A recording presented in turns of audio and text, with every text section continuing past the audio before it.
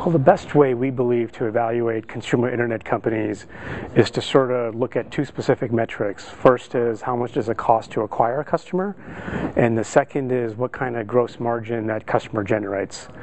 The metrics we try to look at are if it takes $1 to acquire a customer, ideally we'd like to get as much as $3 of gross margin contribution from that customer within the first 18 months. Some of the companies we've invested in have done a lot better than that, largely because they're able to attract customers without really any acquisition cost, meaning customers are coming virally, and hence the customer acquisition cost is nearly zero. Well, innovation is touching not just enterprises and their data center, but it's touching all aspects of consumer life. The way you shop, the way you travel, the way your kids might learn. Lots of different industries are going through really dramatic transformation because internet is really changing those industries. Well, we think the kind of companies that plug into that are generally companies that are offering a brand new service that wasn't available before because the internet hadn't been developed. But now that the internet has been developed, they can kind of offer a service that's really quite profound. But let me give you an example. We just invested in a company in India called BharatMatrimony.com. They create a matching service that allows families to connect their sons and daughters with each other for the purposes of getting married.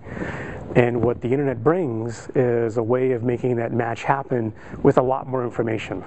So whereas before people might be connected to each other through word of mouth, through family relationships, through friend circles, now you can actually search a database. And searching a database allows for a much richer experience. Applied Solar is a company that's using solar technology and applying it to the problem of replacing really high-cost fossil fuels, specifically in an application where cell phone carriers are using diesel to sort of generate enough electricity to power these towers in rural parts of the world where those towers are not part of the grid.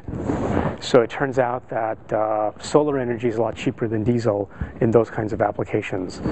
And where the U.S. government's playing a role is by helping those kinds of companies, like our company Applied Solar, access debt in order to finance the rollout of solar panels, specifically to a U.S. agency called OPIC. Well, the U.S. government should not be creating opportunities anywhere really other than the U.S. And in this particular case, it's an exciting opportunity for the U.S. because this company, Applied Solar, is buying all of its panels from U.S. manufacturers.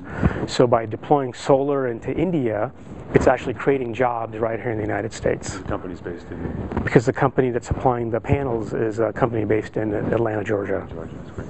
Okay. And Bessemer invests on big themes, and you've mapped out a lot of them.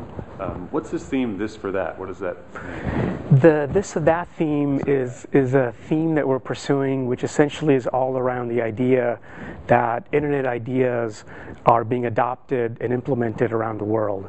And we want to follow the adoption of these ideas around the world. So as innovative as the Silicon Valley is, it's no longer the only place where innovation is taking place. It's taking place all around the world. And so we want to follow that innovation around the world. The best entrepreneurs have really great ideas. We know we found something really interesting when an entrepreneur walks in, shares his idea, and we go, wow, that is a great idea. How come no one ever thought of that before?